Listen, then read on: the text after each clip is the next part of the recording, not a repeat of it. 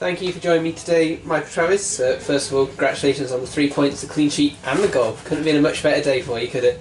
Yeah, second win on the bounce. I think Eddie Malone's trying to claim that hit him on the way in, but I'll take it. So we're not just here for the post-match, we've actually got some questions that the fans have been asking, and they vary from all sorts of things. We'll start off with a nice easy one for you, Michael. Who was your favourite player and team growing up? I supported Liverpool growing up, and probably Steven Gerrard. I think everyone will agree with me, he was brilliant, Some of the goals he scored, I think the Olympiacos one, the Champions League. Brilliant, just growing up being a young boy, watching him. And second one you've got, what was it, you're here, one of the longest serving players now, what was it that first brought you here to Station Park? And that's from Dylan Callum.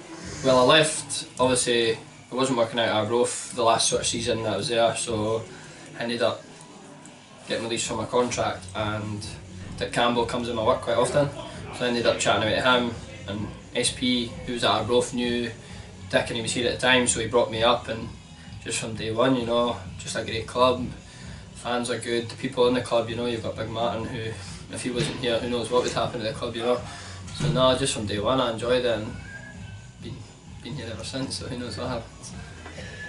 Okay, and next one, have you always been a centre-back? And if not, what other positions did you used to play in? When I was younger when I first started playing line of side, I used to play right wing. I just used to kick it down the line and try and run after it, really, didn't have much about me, so and I moved to right back, and then centre back, I think just the way I headed the ball, they moved me there, and been there ever since, really. And next one is, who is the best manager you've played under, and what made them better than others? And that's from Neil Douglas.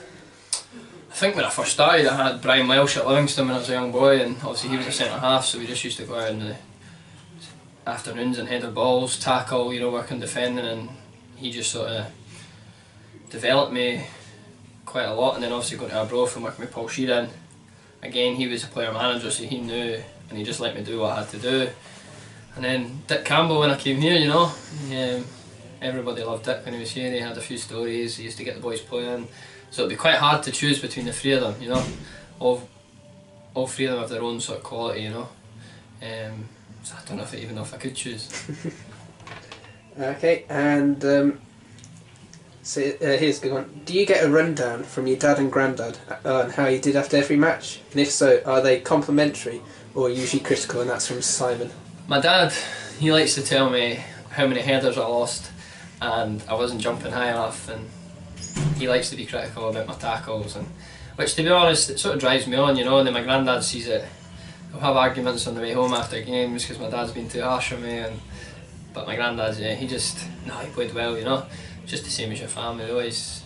But my dad likes to drive me on, he knows what it takes to get the best out of me. Just from a young boy, he used to, if I wasn't up for a game, he could tell, and he would get the best out of me and shout at me and make sure I was riled up for the game, so yeah. It's a fun drive home after a game. Well, hopefully it'll be a nice drive tonight. Yeah, definitely. And still, to your family, how come your dad never brings his glasses to the games? If he did, then you could read the 50-50 tickets and see what the latest scores are. That's from Mally. It's quite funny because he doesn't take his glasses anywhere. He doesn't take his mobile phone either. He's got two, one with the work and one for just normal, and he doesn't take, has the work one, but you try and get hold of him on his normal one and he doesn't take it anywhere, it doesn't matter where he goes. And then you ask him where's your phone and he says it's at home. It's not good at home, neither are his glasses, so yeah, I think my mum reads it all for him anyway. And what has been the best moment of your career so far? I've not had a few, I've not had any major ones. Probably getting promoted last season, It was quite hard obviously getting relegated, and we were so close the year before with down at Alloa, obviously getting beat in the playoffs, so to come back up, that probably has to be the best one. It's the best feeling, Good bunch of boys when we got back up, so hopefully we can stay here. And the reverse of that question, I suppose, is a bit more obvious. What was the worst moment? Was that your ACL last year? Worst one was probably my knee when it went, It's the first serious injury I ever had, and I wouldn't wish it on anyone. It's horrible. The rehab, try to get back. Fingers crossed it doesn't happen again and I can just keep playing. Okay, and Do you consider yourself the most boring guy in Scottish football? And that's from your good mate Andy Munro. No, definitely not. You know, wait to see Andy when he's on a downer in the car. Doesn't he talk to anyone? He's even worse than me. But nah, I'm not saying I'm boring. You know, you've got Usman C, who's very boring in the car, so he takes the title. Okay, and as you've become vice captain now, what do you think the reason for that was? Was it because you're one of our longest serving players, or a good leader, or any other reasons? I'm not sure, you know, I'm just an honest guy, you know, I just get on with what I have to do, and I talk on the pitch, you know, I try and drive boys on, and maybe that's the reason, I'm not sure. Okay, and we know that you work in a hotel, so have you ever encountered famous people visiting your hotel, and who are some of them? I've had a few. Gerard Butler's been there for a wedding. Who else has been there? You know, we get Rangers, Celtic, Aberdeen. We get a few football teams that have stayed with us. Peter Andre's even stayed there, you know. But yeah, there's quite a few coming and go. But I think the one in Glasgow gets most of them because it's right in the city centre.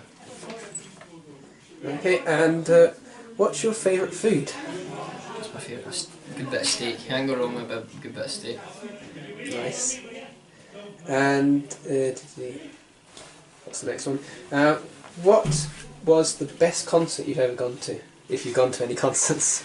I'm not really into that sort of thing, so to be honest, I've never been to a concert, so I can't really answer that, I'm afraid. Okay,